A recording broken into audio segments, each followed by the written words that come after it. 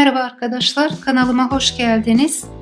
Bugün sizlere örgü kenarlarında biye götürme tekniğini anlatacağım. Biyeli örgü örme tekniğini. İki çeşit biye göstereceğim. Birisi 2 ilmekle yapılan ince biye kordon tekniği. Diğeri ise aynı tekniğin 3 ilmekle yapılma şekli.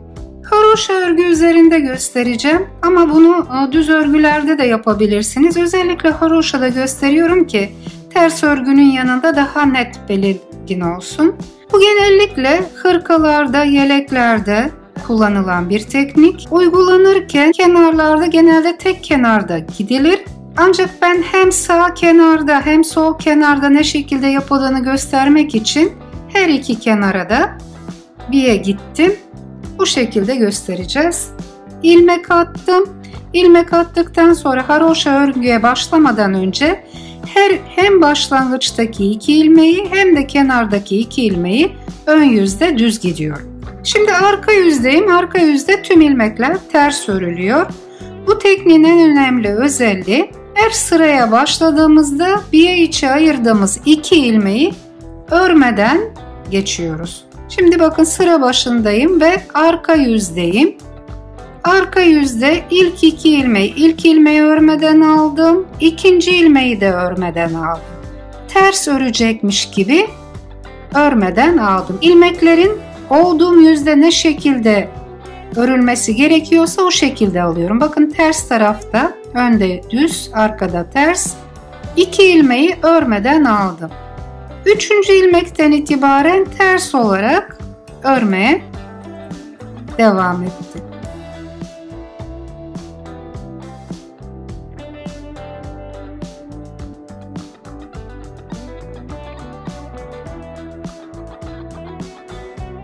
Bakın bu 2 ilmeğim yine önden düz giden biye ilmeklerim. Arka yüzde onları ters örüyorum. Aynen diğer ilmekler gibi. Tüm ilmeklerimi ördüm. Ön yüze geldim. Bakın ön yüzde bu kenar biye ilmeklerim düz. O yüzden ben onları düz örecekmiş gibi bakın içten dışa doğru ilkini sonra da diğerini örmeden aldım. İpimi arkadan öne geçirdim. Çünkü burada haroşa örgü yapacağım. Ters örgü öreceğim ve ters olarak diğer ilmeklerden devam ettim.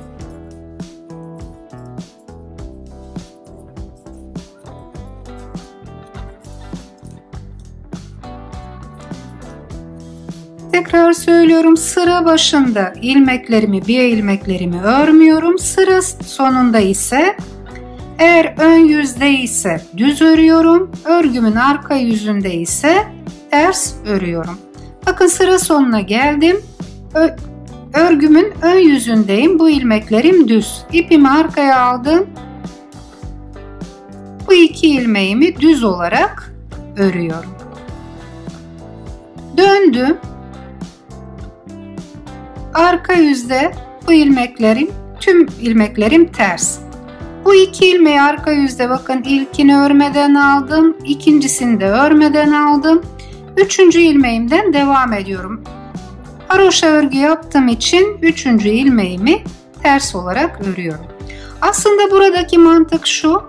Ben bu 2 ilmeği örmeden direkt 3.'ye geçtiğimde dikiş yaptığınızda biye nedir? Kumaşı kıvırmaktır. Ben de bu ilmekleri alta doğru kıvırmış oluyorum. Yine devam. Sıra sonuna kadar. Bakın sıra sonuna geldim. Bu 2 ilmeğimi ters örüyorum. Önce şunu örüyorum. Ters, sonra da diğerini ters. Dönüyorum.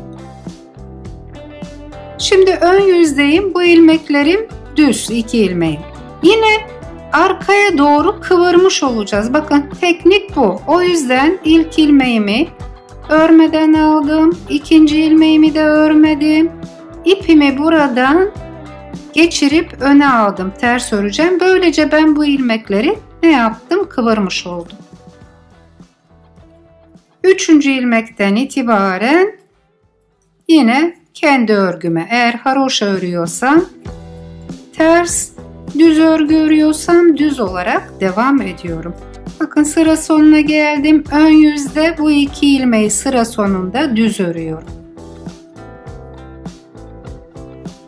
Bu şekilde devam ediyoruz. Evet arkadaşlar, bu 2 ilmekle biye, kenar biye yapma tekniği.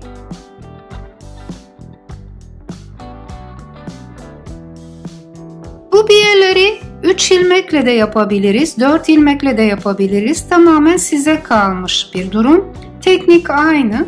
Şimdi 3 ilmekli biye tekniğini de görelim. Bakın, yine haroşa örgü başladım. Ancak burada başlama esnasında altta haroşa örgüyü düzenlerken 3 ilmeğimi ön yüzde düz gelecek şekilde hem başta hem sonunda ayarladım. Tabii ki ben bu bir parça üzerinde hem sağ hem sol kenar yapımını göstermek için bunu yaptım. Normalde tek kenara yapılır yelek hırkalarda. O yüzden siz eğer sağ ön örüyorsanız sol kenara, sol ön örüyorsanız sağ kenara bunu yapacaksınız. Şimdi burada tekrar söylüyorum. 3'er ilmeğim düz, aradakiler haroşa. Arka yüzdeyim. Aynı tekniği uyguluyorum. Ancak 2 ilmek yerine 3 ilmeği örmeden alıyorum. İlkini aldım, örmedim. İkinciyi aldım, örmedim. Üçüncüyü aldım, örmedim. Bakın 4. ilmekten haroşa olarak devam ettim. Yani bu tarafı kıvırdım. Aynı şekilde devam ediyorum.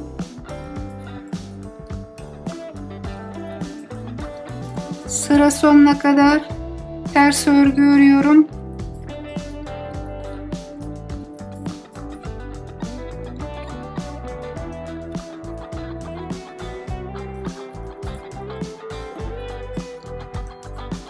Şimdi bakın son 3 ilmeğime bir kenar ilmeklerime geldim. Şimdi bunlar kıvrıldığı için bakın bu ilmekler hafif içte kalıyor. Şöyle bir ayırıp sırasıyla önce ilkini ters ördüm, sonra ikinci ilmeğimi aldım, ters ördüm, son ilmeğimi de ters ördüm ve sıramı bitirdim. Döndüm, ön yüzdeyim. Bu 3 kenar biye ilmeğim düz olarak gidecek. Ben de bunları düz örecekmiş gibi örmeden alıyorum. Bakın sağdan sola doğru tığıma sırasıyla diziyorum. İlkini aldım, ikincisini, üçüncüyü aldım. İpimi arkadan öne doğru doladım ve diğer ilmeklerden ters olarak ara ilmeklere devam ediyorum. Şu kenara geldiğimde 3 ilmeğimi düz öreceğim. Tekrar söylüyorum. Biye tekniğini sıra başında uyguluyorum. Sıra sonunda tüm ilmeklerimi örüyorum. Sıra başında biye ilmeklerimi örmüyorum.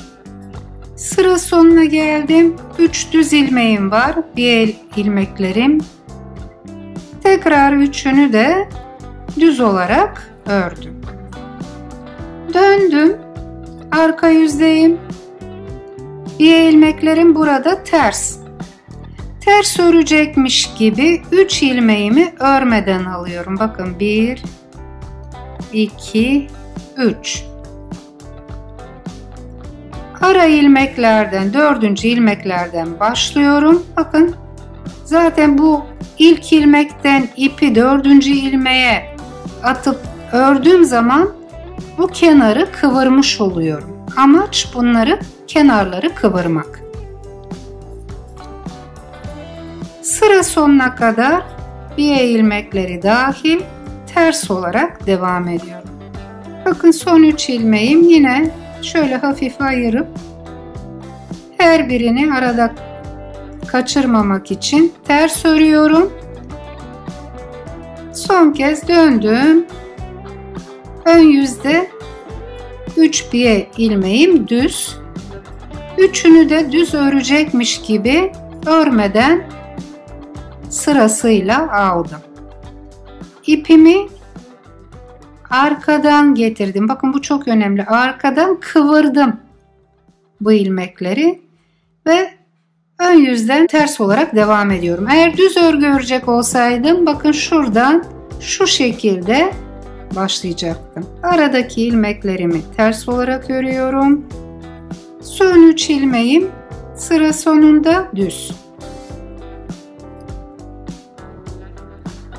Evet arkadaşlar, bugünkü videomda sizlere örgü kenarlarına biye kordon yapımı gösterdim. Aynı yöntemi iki şekilde gösterdim. Kenarlarda 2 ilmekle biye kordon örme, bir de diğer modelde 3 ilmekle biye kordon örme. Evet arkadaşlar, bugünkü videom bu kadar.